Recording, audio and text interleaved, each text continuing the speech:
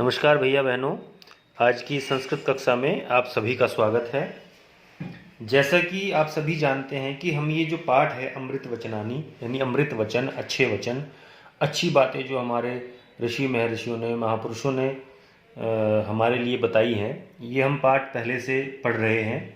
इस पाठ के 2 जो श्लोक हैं वो मैं पिछली कक्षा में आपको पढ़ा चुका हूँ। आज की कक्षा में हम जो आगे के 3 श्लोक हैं वो तो पढ़ेंगे ही। पीछे के जो 2 श्लोक हम पढ़ चुके हैं, एक बार उनका भी पुनर्अभ्यास हम करेंगे, उन्हें भी एक बार पढ़ेंगे। इन श्लोकों को आपको अपनी अभ्यास पुस्तिका में लिखना नहीं है। ये श्लोक आज आप केवल ध्यान से अच्छी प्रकार पढ़ेंगे, इनकी हिंदी समझेंगे, ताकि आप अभ्यास कार्य जब करेंगे तो उन्हें करने में कोई कठिनाई ना हो आपको। इसलिए हिंदी अर्थ अच्छे से पढ़ना और समझना बहुत ज़रूरी है। इसके साथ ही इसके वर्ड मीनिंग भी आपको करने हैं, वो आज आपको PDF फॉर्म में जो है भेज दिए जाएंगे लिखकर, उन्हें आपको अपनी अभ्यास पुस्तिका में लिखना है। तो श्लोक आपको लिखने नहीं है, ना उनके अर्थ लिखने हैं, केवल उन्हें समझना है और अच्छी प्रकार उनको याद करने का प्रयास करना है। तो पुनः एक बार शुरू से देख लेते हैं। पृथिव्यां त्रीणि रत्नानि जलमन्नं सुभाषितं मूढ़ै पाषाणखंडेषु रत्न संज्ञा विधीयते। पृथिव्यां, पृथ्वी पर, इस धरती पर, त्रीणि रत्नानि, 3 रत्न बताए गए हैं। और वो 3 रत्न क्या है? जलम, अन्नम, सुभाषितम। जल, अन्न यानी अनाज, सुभाषित यानी अच्छी बातें। और ये तीनों ही चीजें वास्तविकता में रत्न हैं, जिनका कोई मोल नहीं है, जो अमूल्य हैं, है ना। क्योंकि जल, पानी के बिना जीवन संभव नहीं है। अनाज हम नहीं खाएंगे तो भूख से जो है मर जाएंगे, रह नहीं पाएंगे। और सुभाषित यानी अच्छी बातें। अगर हम अच्छी बातें भी हम श्रवण, जिस प्रकार जल और अन्न हमारे शरीर की भूख को और प्यास को शांत करते हैं, उसी प्रकार जो सुभाषित होते हैं, अच्छी जो बातें होती हैं, जो सत्संग होते हैं, जो अच्छे लोगों के जो विचार होते हैं, वो हमारी आत्मा की भूख को शांत करते हैं। इसलिए जीवन में ये 3 ही प्रकार के पृथ्वी पर रत्न बताए गए हैं महापुरुषों ने। आगे कहा है मूढ़ई पाषाण खंडेषु रत्न संज्ञा विधीयते।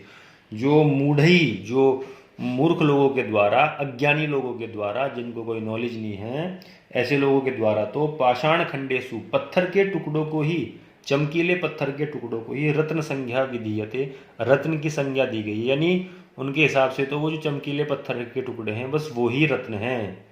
अन्यथा वास्तविकता में रत्न क्या है? जल, अनाज और सुभाषित। तो ये जो हमारे महापुरुषों ने बताए हैं, तो ये सही मायने में ये रत्न हैं, जिन्हें हमें अपने जीवन में संभाल कर रखना चाहिए।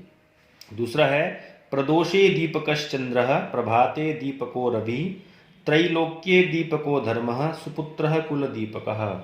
अर्थात प्रदोषे, प्रदोष के समय, संध्या काल के समय, शाम के समय, दीपकश्चंद्रः, जो चंद्रमा है, वो चंद्रमा ही क्या है? वो ही दीपक है। क्योंकि अंधेरा हो जाता है तो चंद्रमा की रोशनी से ही सब प्रकाशित होता है। तो रात्रि के समय, शाम के समय तो वो जो चंद्रमा है वही दीपक का काम करता है, यानी रोशनी फैलाने का काम करता है।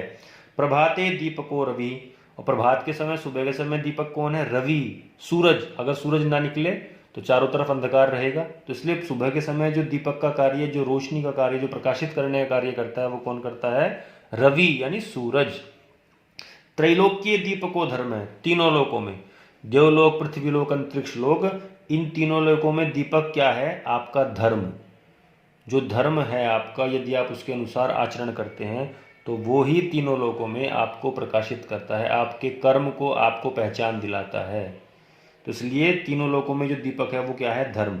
और सुपुत्र है कुल दीपक है। जो सुपुत्र होता है, अच्छा पुत्र होता है, आज्ञाकारी पुत्र होता है, बड़ों की बात मानने वाला होता है, ऐसा जो पुत्र है वो कुल का दीपक है, पूरे कुल को प्रकाशित करता है। यदि कोई संतान अच्छी ना हो, यदि कोई जो है ना व्यवहार कुशल ना हो, बड़ों से बात करने का जिसको ज्ञान ना हो, तो ऐसा जो पुत्र होता है वो कुल का नाश करने वाला होता है, परिवार को पीछे ढकेलने वाला होता है। लेकिन जो सुपुत्र होता है, अच्छा पुत्र होता है, आज्ञाकारी पुत्र, वो कुल का दीपक, पूरे परिवार का नाम सब जगह प्रकाशित कर देता है, सब जगह अपने परिवार की प्रशंसा को वो जो है फैलाता है। तो इसलिए जो अच्छा पुत्र होता है वही कुल का दीपक होता है। तीसरा श्लोक है नाभिषेको न संस्कारः सिंहस्य क्रियते वने विक्रमार्जित राज्यस्य स्वयमेव मृगेंद्रता। बहुत अच्छा श्लोक है ये। और ये श्लोक ऐसे व्यक्तियों के लिए है या जो अपने पराक्रम से अपनी मेहनत से अपना स्थान बनाते हैं, जिन्हें किसी के दया दृष्टि की या किसी की सहानुभूति की आवश्यकता से, सहानुभूति से वो जो है समाज में अपना स्थान नहीं बनाते हैं, वो अपने पराक्रम से। तो यहाँ पे जो है ना, उदाहरण के तौर पे शेर का उदाहरण दिया है, न अभिषेको न संस्कार है। ना तो अभिषेक किया जाता, जब किसी राज्य के लिए नए राजा की जो है घोषणा होती है तो उसका अभिषेक होता है, बाकायदा कार्यक्रम होता है, उसका संस्कार किया जाता है कि आज से आपको यहाँ का राजा बनाया जाता है। लेकिन न अभिषेको न संस्कार है, न तो उसका अभिषेक किया जाता, न कोई मुख्य रूप से विशेष रूप से कोई उसका संस्कार किया जाता है। किसका? सिंहस्य, शेर का, क्रियते वने, किया जाता है वन में। जंगल में शेर का कोई अभिषेक नहीं किया जाता कि आज से आप राजा हैं, आज से सारा जंगल आपका, आज पूरे जंगल के आप राजा हैं, आज से यहाँ जंगल में आपका राज है। ऐसा कोई संस्कार या ऐसा कोई उसका अभिषेक, ऐसा कोई कार्यक्रम नहीं किया जाता है। तो वो राजा कैसे बनता है? विक्रमार्जित राज्यस्य स्वयमेव मृगेंद्रता।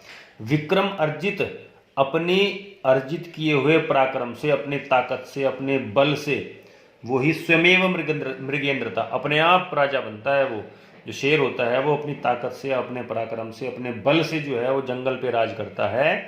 इसलिए जो अच्छे पुरुष होते हैं उन्हें किसी के अभिषेक या संस्कार करने की आवश्यकता नहीं होती है। राजा के लिए भी यही उदाहरण है कि जो योग्य होता है, जो जो उसके लायक होता है, वो अपने आप, अपने पराक्रम से, अपने बुद्धि बल से, अपने शारीरिक बल से उस स्थान को प्राप्त कर लेता है। आगे है, अमंत्रम अक्षरम नास्ति, नास्ति मूलम अनौषधम, अयोग्य पुरुषो नास्ति, योजकस्तत्र दुर्लभ। यहाँ का क्या गया है? अमंत्रम अक्षरम नास्ति, अक्षरम नास्ति, अक्षर नहीं है, ऐसा कोई अक्षर नहीं है जो अमंत्रम, मंत्र ना हो, जिससे कोई मंत्र ना बनता हो, है ना। तो ऐसा कोई अक्षर नहीं है जिससे कोई ना कोई मंत्र ना बनता हो। नास्ति मूलम अनौषधम, मूल यानी जड़ को कहते हैं। ऐसी कोई जड़ या ऐसा कोई पौधा, ऐसा कोई पेड़ नहीं है जो अनौषधम, जो जिसके अंदर औषधि का गुण ना हो। हर एक पौधे में, हर एक जड़ में, हर एक पेड़ में कुछ ना कुछ औषधि का, कुछ ना कुछ जो है दवाई का, किसी औषधि का गुण अवश्य होता है। तो ऐसा कोई मूल, कोई जड़, कोई ऐसा पौधा नहीं है जिसमें अनौषधम हो, जो यानी जिसके अंदर औषधि का गुण ना हो। अयोग्य पुरुषो नास्ति, अयोग्य पुरुष नहीं है, यानी दुनिया में जितने भी व्यक्ति हैं वो ऐसा नहीं है कि वो, उसमें कोई ऐसा व्यक्ति नहीं है कि जिसके अंदर कोई ना कोई गुण ना हो। यानी हर एक व्यक्ति के अंदर कुछ ना कुछ विशेषता होती है, कुछ कोई विशेष गुण होता है। हो सकता है उसमें बहुत सारी बुराई हो, लेकिन एक विशेष गुण भी कोई ना कोई होता है। तो अयोग्य पुरुष कोई नहीं है पृथ्वी पर। और आगे क्या है? योजकस तत्र दुर्लभ। तो दुर्लभ क्या है? तो ये सब तो मिल सकते हैं। ऐसा अक्षर नहीं है जिससे मंत्र ना बनता हो, ऐसा कोई पौधा नहीं है जिसमें औषधियाँ गुण ना हो, और ऐसा कोई व्यक्ति ना है जिसके अंदर कोई ना कोई गुण ना हो। यानी सबके अंदर कुछ ना कुछ गुण होता है, लेकिन क्या है? तत्र दुर्लभ है। वहाँ दुर्लभ क्या है? जो कठिनता से मिलता है, योजकस, उनको योजक करने वाला, उनको जोड़ने वाला, यानी अच्छे लोगों के समूह को संगठित करने वाला कोई व्यक्ति, वो मिलना दुर्लभ है। जो सबको जोड़ के, अच्छे विचारों को जोड़ के चले, तो ऐसा व्यक्ति मिलना दुर्लभ है, यानी कठिन है। अंतिम श्लोक है, कोति भारे समर्थानाम किम दूरम व्यवसायी नाम, को विदेश स विद्यानाम कह परह प्रियवादिनाम। यह कहा गया है, कोति भार समर्थानाम, जो समर्थ होते हैं, जो बलवान होते हैं, उनके लिए कोति भार है। उनके लिए क्या भार है? यानी कितना भी भारी सामान हो तो वो तो उठा ही लेंगे, क्योंकि वो समर्थ हैं, बलवान हैं। तो उनके लिए क्या भार होना? किम दूरम व्यवसायी नाम, और जो व्यवसायी है, वास्तविकता में जो चतुर व्यवसायी है, व्यापारी है, उसके लिए किम दूरम, क्या दूर है? कुछ भी दूर नहीं है। मान लीजिए यहाँ से गुजरात कोई सामान लेने के लिए जाना है, तो जो व्यापारी है उसे लगता है कि मुझे लाभ होगा वहाँ से, मुझे कोई चीज़ सस्ते में मिलेगी मुझे वहाँ से, तो उसके लिए कुछ दूर नहीं है। वो बड़े हिम्मत के साथ वहाँ से ही जाके खरीदारी कर लाएगा। तो जो अच्छा व्यवसायी व्यापारी होता है, चतुर, उसके लिए कुछ भी दूर नहीं है। को विदेश स विद्यानाम, जो विद्या युक्त है, जो विद्वान है, उसके लिए क्या विदेश? उसके लिए कुछ भी विदेश नहीं है। यानी जो विद्वान व्यक्ति है वो चाहे किसी भी देश में चला जाए, अगर उसको भाषाओं का ज्ञान है, अगर उसको, वो ज्ञानवान है व्यक्ति, अगर उसको नॉलेज है, तो उसके लिए क्या विदेश? वो तो सब जगह, क्योंकि उसकी भाषा पे कमांड है, क्योंकि उसकी जानकारी है, क्योंकि उसकी नॉलेज है, तो वो सब जगह जो है अपने ज्ञान के माध्यम से अपने आप को स्थापित कर सकता है। तो इसलिए विद्वान व्यक्ति के लिए कुछ भी नया स्थान नहीं है, कुछ भी विदेश नहीं है। और कह पर है प्रियवादी नाम, जो इसी प्रकार जिस प्रकार बलशाली व्यक्ति के लिए भार कुछ नहीं है, कितना भी वजन हो, अच्छे व्यापारी के लिए, व्यवसायी के लिए स्थान की दूरी कोई मायने नहीं रखती। और जो विद्वान व्यक्ति है उसके लिए दूसरा स्थान, दूसरा देश, दूसरी जगह कुछ नहीं मायने रखता है। उसी प्रकार कह प्रियवादी नाम, जो प्रियवादी व्यक्ति होता है, जो मीठा बोलने वाला होता है, जो मधुर बोलने वाला होता है, जो सबको अपना बना के चलने वाला होता है, उसके लिए कह पर है, कौन पराया है। यानी ऐसे व्यक्ति के लिए जीवन दुनिया में कोई पराया नहीं है, वो तो सबके साथ अपना जो है सामंजस्य बना के चलता है।